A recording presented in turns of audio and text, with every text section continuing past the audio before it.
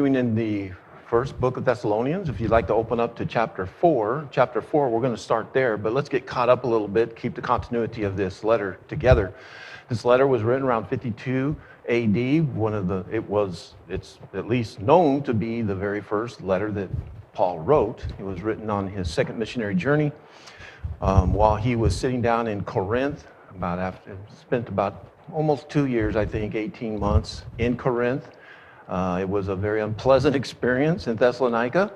He came across from Troas over in the Asia, Galatian region there. We call it the Macedonian call. He had a vision. He travels over. He goes to Philippi, ends up in jail, is chased out of town, ends up in Thessalonica. We have people pursuing him over even to Thessalonica. He only spends a little under a month with this group of people, but he builds a very strong church, which I think is really amazing when you consider the amount of time that he's spent. I mean, sometimes we can't even, it seems like I've studied with people 6 months and can't even get them to become a Christian. And yet in 3 weeks, he was able to not only convert people, but to build a very core of a church in a very hostile environment. And that's one of the things that, as he talks about in the very opening part of this letter, is the idea of their faith. I mean, it must have been very encouraging. Well, we know it was very encouraging for him, and he was very mixed about the idea that he had to leave them so quickly because of the persecution and to be away from them, that we know he ends up sending Timothy to them to find out what was going on. But he looked at their faith and to see the response. What an exciting thing to think about. Well, you're sitting down there worrying about this group of Christians. You were there with a very short amount of time, and it was a very harsh environment. And that they're also experiencing some martyrdom. There's some Christians apparently have already died in the sake of the cause. So to somebody that is separated away from them, responsible for bringing them the faith, you can see the bond that he had with them. So the faith that he saw in them reminded him of this true conversion. A lot of people can say, well, I was baptized, I'm a Christian. Okay. You started, but it doesn't mean anything if you still go back outside in the world and you act exactly the same. So there was a couple of things he said about this true conversion. And one of the things I loved is the way he says in verse 3 in chapter 1, he says, the work of faith, labor of love, and steadfastness of hope. That to me is, the way he says that, labor of faith, their work of faith, things that they heard from him, and then we're able to take that and make it actionable. They took it and put it into action. And they considered it a labor of love, that they enjoyed what they were doing even though it was hard and it was difficult for them to go through. He sees that the result of what they've accomplished is showing true conversion, that they're not the same that they used to be. And that who and how they received it was very powerful. It was also with the message that was true, with the power of the Holy Spirit. But then he turns and says about the idea of the messengers, because there's a lot of people coming right behind him that were pursuing him and just trying to discredit him, tear him down. This guy is a crazy man. He's out of his mind. He doesn't make sense. He's a heretic. They already said that one of the accusations was that he was teaching that there's another king besides Caesar.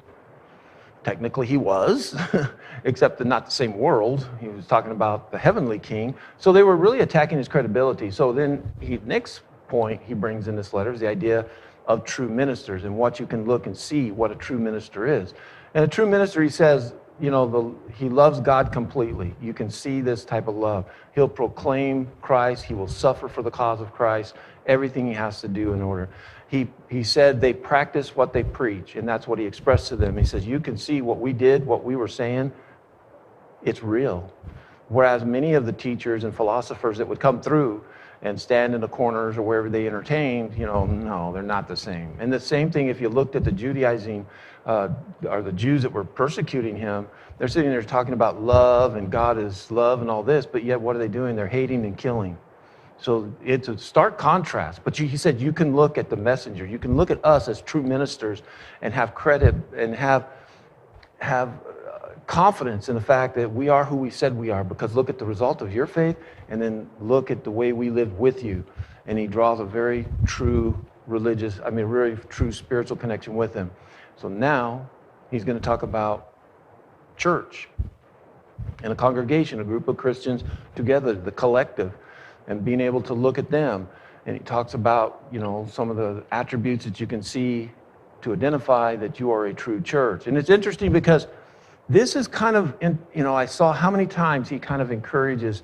It's almost like he says, you know this, but you know this, you know this, you know this, you know this. This is nothing new that he's fixing to talk about. But it's a reminder. It's a reinforcement. It's something that we have to remember, that no matter how simple the Word of God is at times, in the message, you may listen to somebody, bring a Bible lesson and go, oh boy, I heard this one 1,000 times. Well, Paul kept reminding them. Peter even said in his letter that as long as I'm in this body, man, I'm going to keep reminding you. And that's what I want you to listen as we read this, how he's doing this. Paul's doing it too. And he kind of qualifies it because he goes, I know you're doing it, but let's reinforce this idea. That's how important it was that he sees the idea of the church as a collective. So starting in verse 1, chapter 4, verse 1, 1 Thessalonians, in case you just joined us.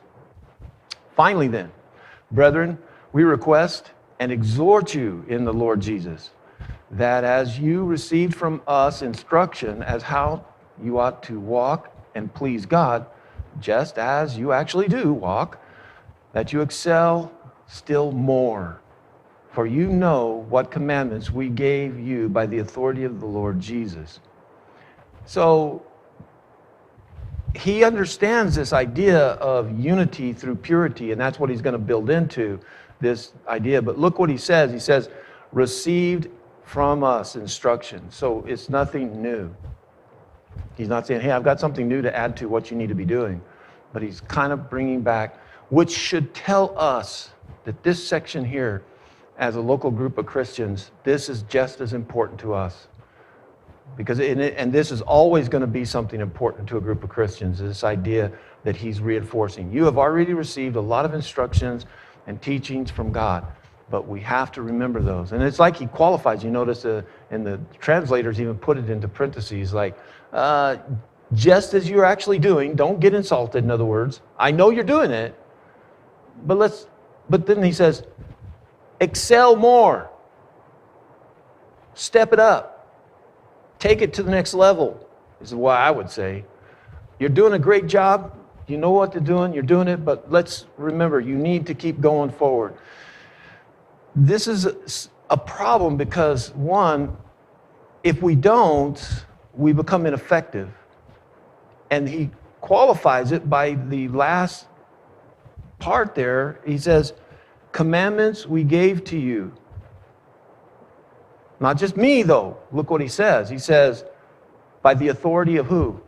Of the Lord Jesus. This is not coming from us. We are not the source of this. That's important because a lot of people can't do that. If you ask somebody, today we would call it, well, give me book, chapter, verse. Give me book, chapter, verse. Where's it at in the Bible?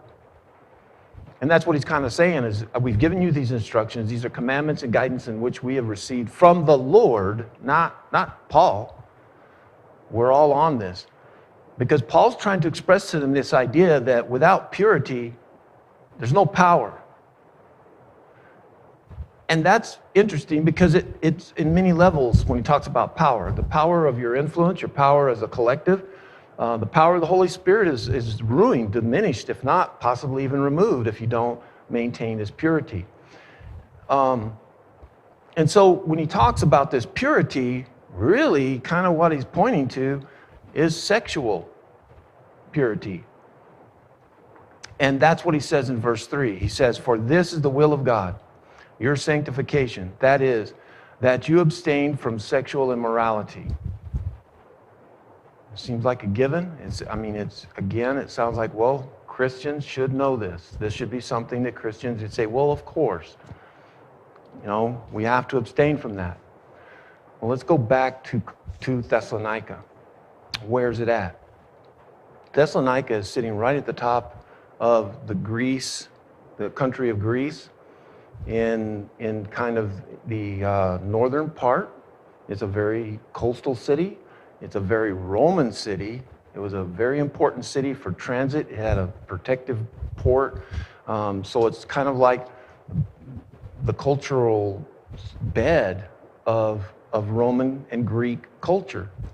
So that means that everything that they grew up, their parents that, grew up in this culture had a whole different set of moral values, things to them that didn't bother them. Very similar to what I see sometimes with homeschooled children, that they're at home and they grow and they're very knowledgeable, but there's a sort of level when they go out into the world or they go to college for the first time, it's a shock. Because the kids that they grew up with, the stuff that they've been watching on the internet, the stuff that they've been exposed to is nothing. It's Ozzie and Harriet stuff, to them.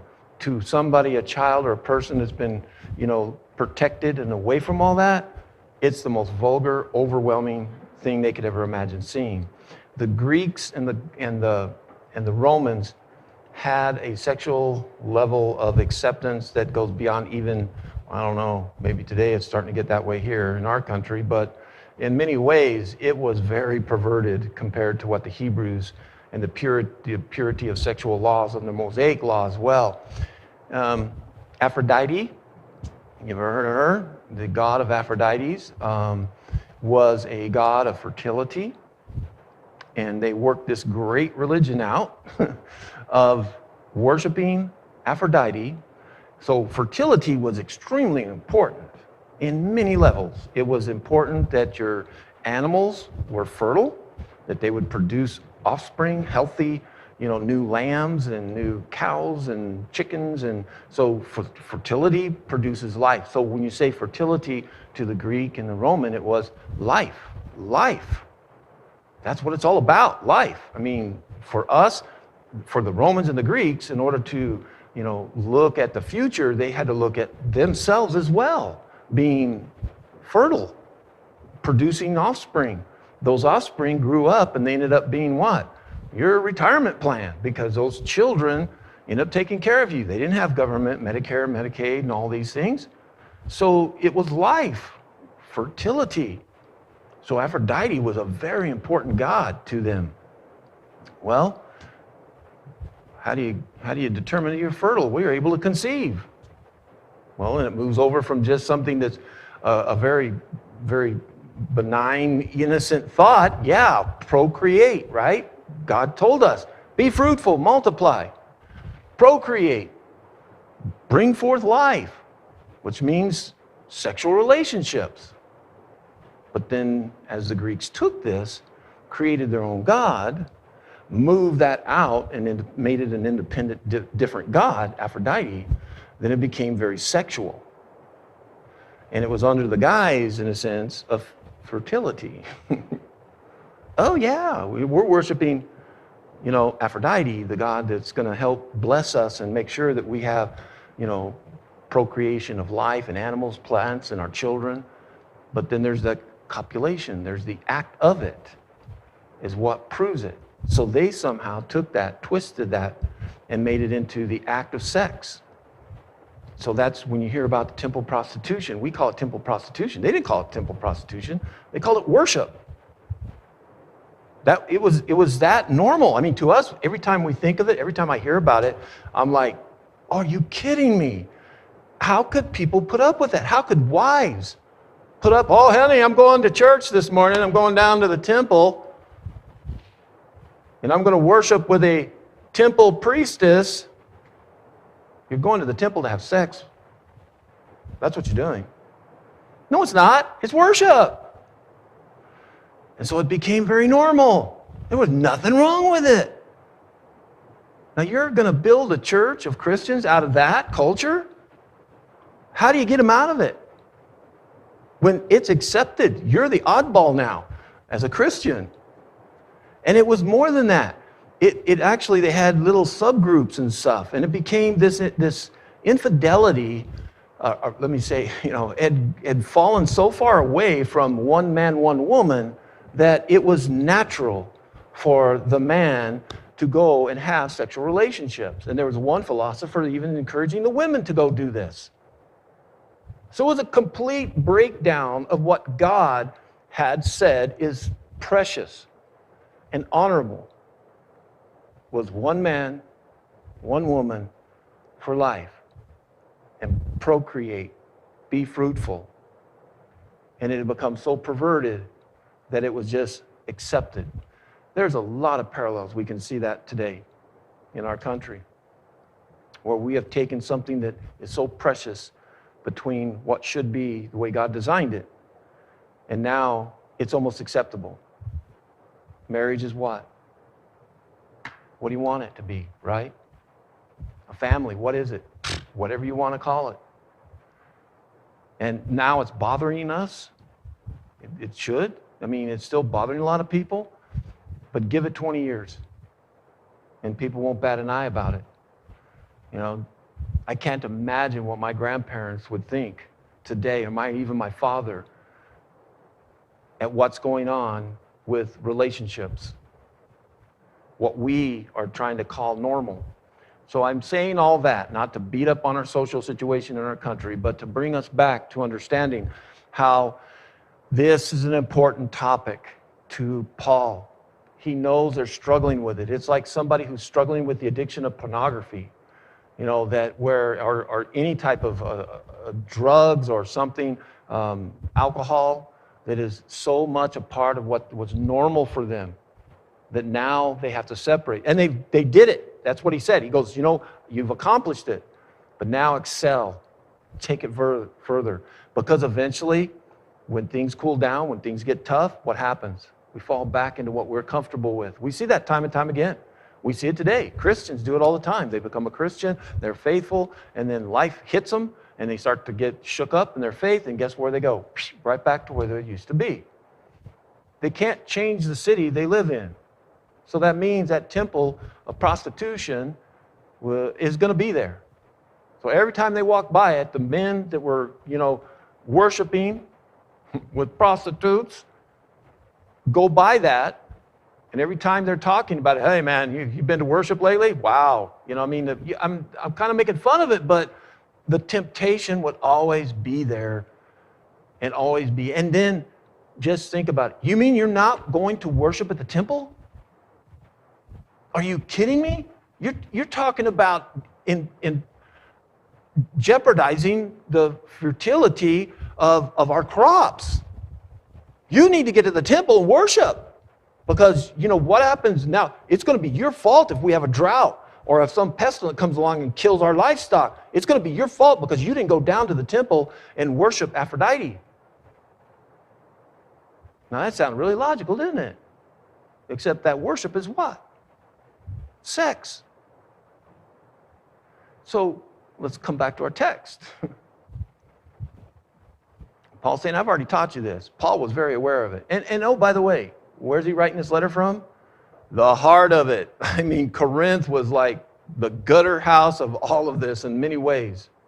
So he's sitting down there in Corinth watching the same thing happening. And he's also knowing that in Thessalonica, the brethren up there are suffering with it too. So that's why he says, sanctification, set yourself apart from the culture that's around you. Understand that. Abstain from sexual immorality. Now, what does that cover? Anything sexual. It has to do with not only just behavior, it has to do with language, it has to do with thought, it has to do with all of it.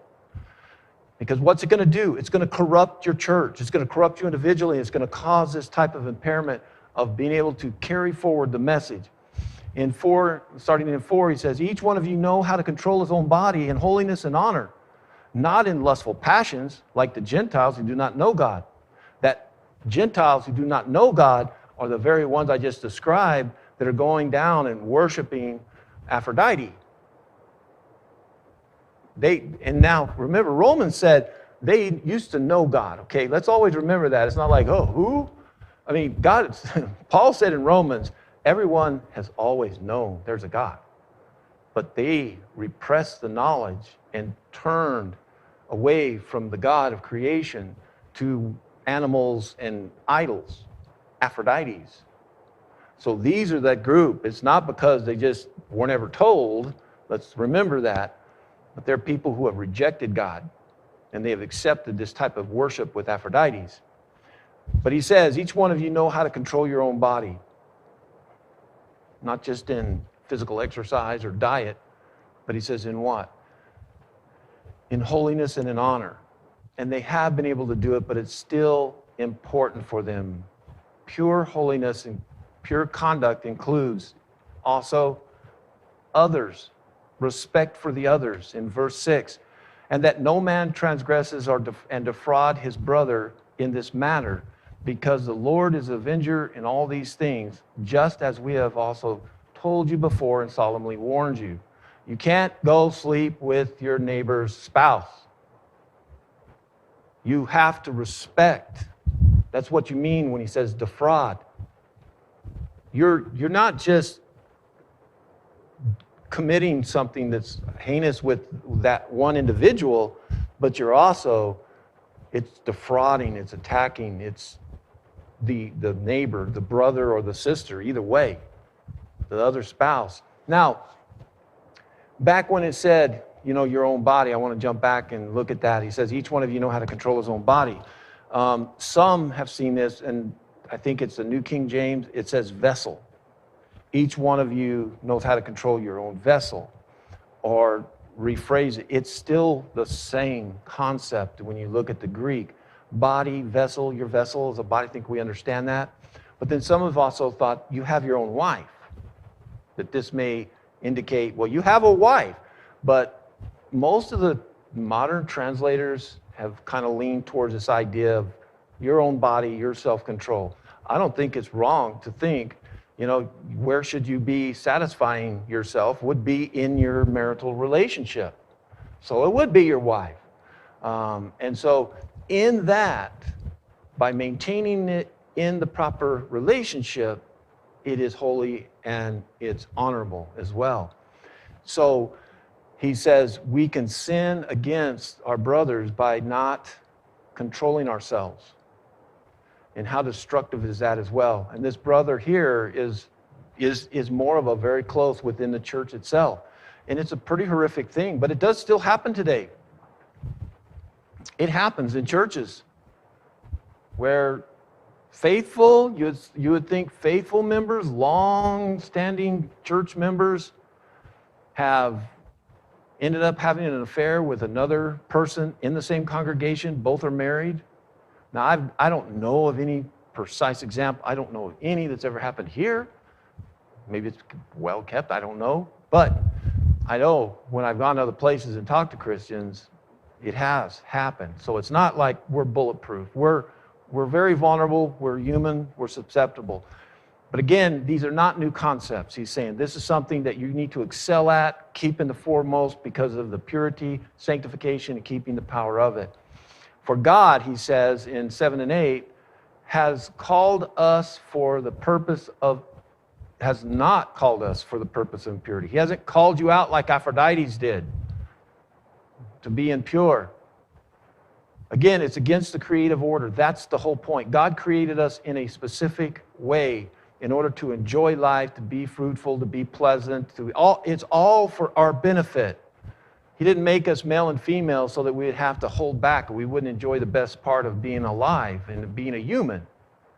So anytime we take and deviate away from what God's creative order is, it hurts us.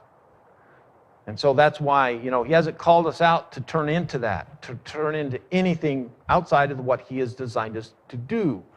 He says, but set apart. It's sad because if Adam and Eve would have maintained their relationship with God properly, they would never need to be sanctified because there would be no sin.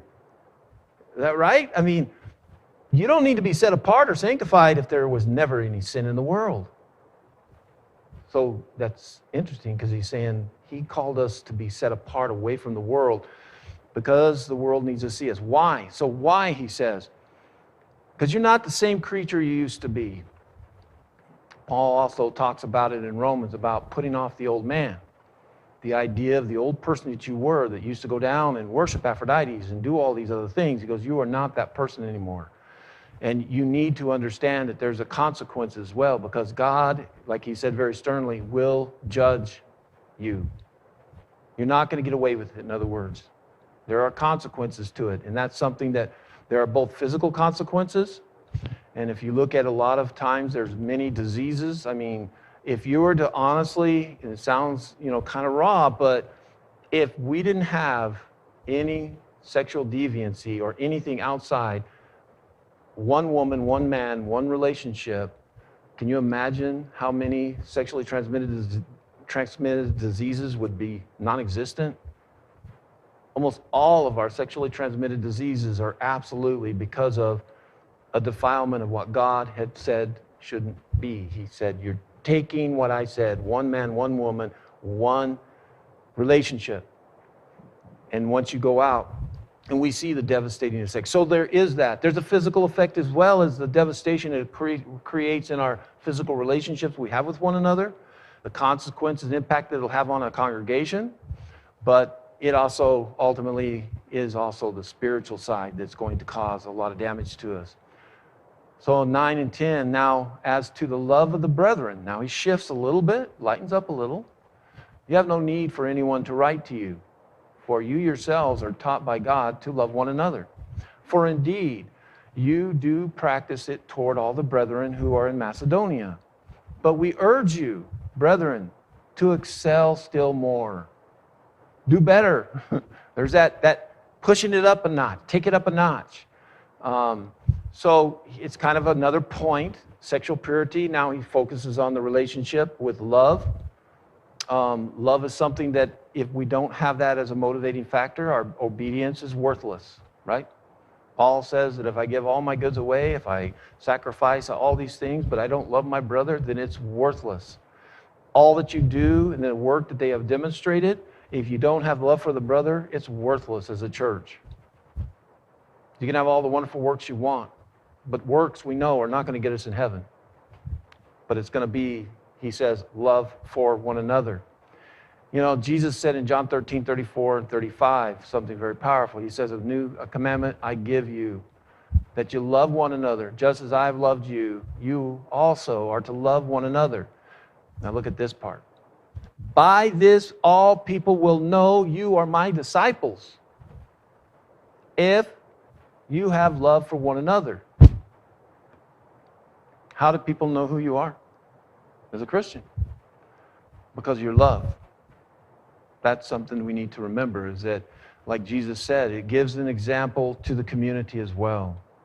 That's the influence we need to have as a collective in the community around us. In verse 11, and he said, and make it your ambition to lead a quiet life and attend to your own business and work with your hands just as we commanded. So he kind of gives them some new goals, kind of adds to this idea. Lead a quiet life. What does that mean to you? Don't make any noise. Keep it down. Don't make any noise. Whisper that you're going to live in a low voice, that you're going to, your life is going to be just kind of where nobody can necessarily, see it. You're in the shadows. Was the shadow kind of the quietness, that nobody can see? No, we know that's not what he's talking about. You're going to be loud with the gospel in a sense in the way you live, because you're going to stand out. You've been set apart, and when you get set apart, people look at you. Oh, look at that guy. Like somebody, when you're not fitting in, the old Sesame Street song, one of these things don't belong. You remember that? I don't know if anybody remembers that anymore. We don't belong. We don't fit in. And we're always going to stand out.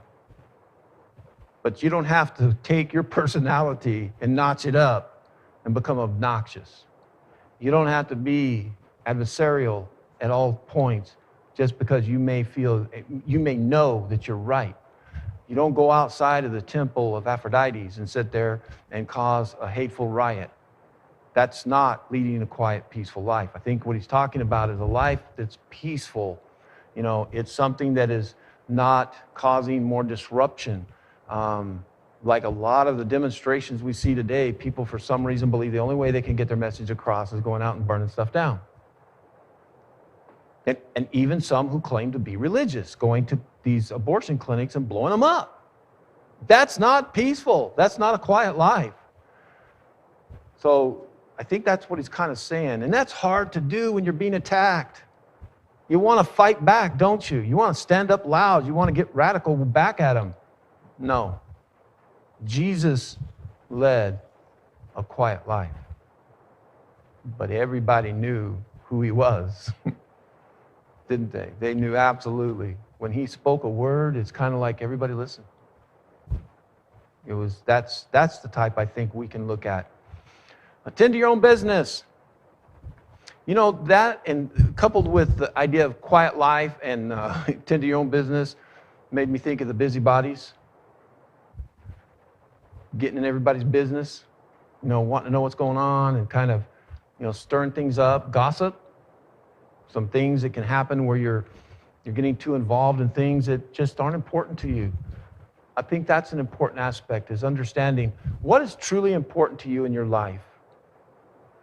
And I think that's important as well, I think today, is there's so much going on, so much noise in the world, in our society today, on all these different problems we're facing with. I think we need to tend to our own business in a lot of ways and staying focused and not allowing, now don't get me wrong, we still need to represent the truth, we need to stand up for the values of God, but remember, what is your business? What is your focus? And it's you serving God. That's what our focus has to be. When we're asked, when we need to, we use it with grace and love. We stand up strong against the immorality that we see around us. So it's not saying be silent, stay out of the world's business, but be careful about what your focus is, because it can get us into trouble. Work with your own hands. Be productive. That's one of the things that we talked about in the introduction to this letter, is be involved. Get out there in the world. There's a concept he's going to deal with, this idea that one of the problems they're struggling with is the return of the Lord. When is Jesus coming back? And there's some who ended up with this attitude that, like, well, he's going to come back tomorrow. I'm quitting my job. I'm going to hang out on the couch. Fair enough, right? I mean, why am I working? You said, you know, don't put your treasures in the world. Okay, man, I'm going to sit on my couch and pray really hard. I'm going to read my Bible. But I'm not going to go out and work. Why? He's going to be here tomorrow. I'm not going to be able to enjoy my 401k plan. No. So I think this is going to lead to what he's going to end up dealing with the return of the Lord, is work with your own hands. In other words, don't be dependent on others as well. In verse 12, he says, so that you will behave properly toward outsiders and not be in any need.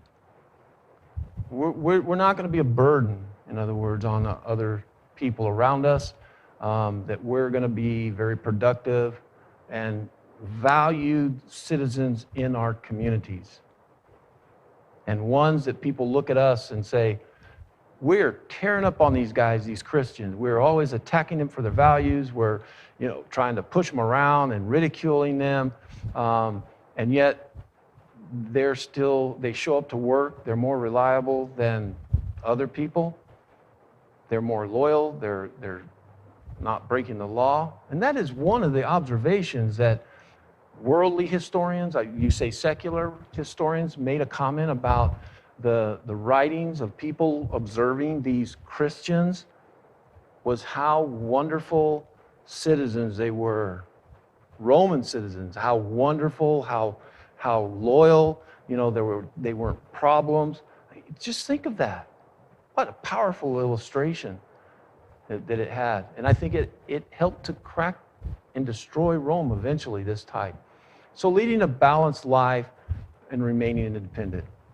All right, that's going to stop us today with this. And next week we'll continue our lesson. If you're with us this afternoon and there's something we can do to help you with your relationship with God, we always, if you notice, if you've been with us a while, we always want to pause after we've had a lesson and think about how we've been living before God, before man. Is there something we need to do to help improve that relationship, establish that relationship? And if it's prayers or being introduced to Christ through baptism, we hope that you'll think about these things while we stand and sing. Who at my door is standing, patiently drawing near, entrance within demanding, whose is the voice I hear? Sweetly the tones are falling, open the door for me, If thou wilt heed my calling, I will abide with thee. Lonely without he's staying, lonely within am I, while I am still delaying. I am condemned to die. Sweetly the tones are falling. Open the door for me. If thou wilt heed my calling, I will